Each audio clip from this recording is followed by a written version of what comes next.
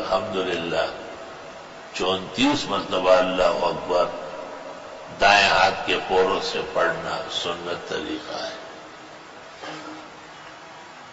بخاری شریف میں ہے کہ غریب مسکین صحابہ نے کہا تھا، درجات والے اور مالدار والے تو بڑے بڑے اونچے مقام پا گئے، صحالی کے مہاجرین نے کہا، تندستوں نے، آپ نے کہا تم لوگ یہ پڑھا کرو۔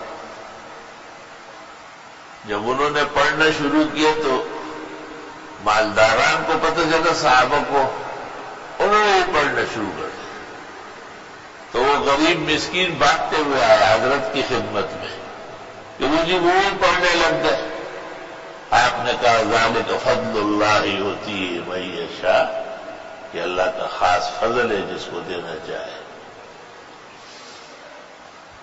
رات کو سوتے وقت بھی 33 34 یہی تسبیحات ہیں، لیکن وہ خاتون جنت بطول زمانہ فاطمۃ الزہرا رضی اللہ تعالی عنہا وارضاها وجعل الجنۃ مثواها، انہوں نے پیغمبر اسلام اپنے والد محترم سے درخواست کی تھی کہ بڑے غنائم آئے، جہاد میں بہت ساز و سامان آیا، ہمارے نان نفقے میں بھی کچھ اضافہ ہو جائے۔ تو یہ بات کہنے وہ آئی، لیکن حضرت صلی اللہ علیہ وسلم کا شان نبوت پر موجود نہیں تھے۔ ام المومنین حضرت عائشہ صدیقہ سے عرض کیا،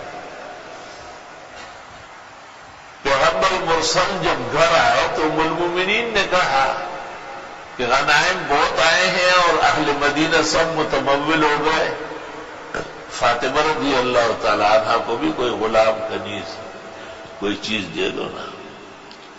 حضرت نے انہیں کوئی جواب نہیں دیا۔ جب اپنے ضروری معمولات سے فارغ ہوئے تو بیٹی کے گھر چلے گئے۔ بخاری شریف میں ہے کہ فاطمہ اپنے پلنگ پر اور علی اپنے پلنگ پر سونے لگے۔ آپ نے کہا علی رسلکما، جیسے ہو ایسے ہی پڑے رہو، اٹھنے کی اجازت نہیں ہے۔ اور دونوں کے درمیان میں بیٹھ گئے اور پھر فرمایا، فاطمہ آپ اس طرح کچھ کہنے آئی؟ انہوں نے جی حضرت۔ آپ نے کہا اس سے بہترین بتاتا ہوں، رات کو سوتے وقت 33 مرتبہ سبحان اللہ، 33 مرتبہ الحمدللہ، 34 مرتبہ اللہ اکبر پڑھا کرے۔ یہ دنیا کے مال و متاع، غنائم، غلام اور کنیز سے صدہا درجے بہتر ہے۔ پہلی بات تو یہ ہے کہ دیکھو، اگر آپ کسی کو کہیں کہ مجھے 1000 روپے دو اور وہ آپ سے کہے کہ آپ 2 رکعت نفل پڑھ لیں تو آپ تو بہت خفا ہو جائیں گے، کیونکہ ہمارا ذہن پر دین غالب نہیں ہے، ذہن دینی اعتبار سے مفلوج ہے مسلمانی شکل ہے، مسلمانانہ ماحول ہے، لیکن پتہ تب چلتا ہے جو امتحان کی گھڑی آتی ہے۔ اب دیکھو بی بی فاطمہ علی اتنے خوش ہوئے کہ وہ کہتے ہیں ہم بھول گئے کہ ہم نے کیا مانگا تھا، اور اسی وظیفے کے سمجھنے میں اور پڑھنے میں لگ گئے۔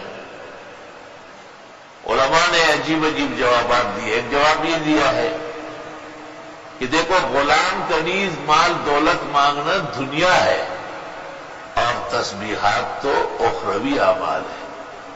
پیغمبر آخرت بنانے آتے ہیں، دنیا بنانے نہیں آتے۔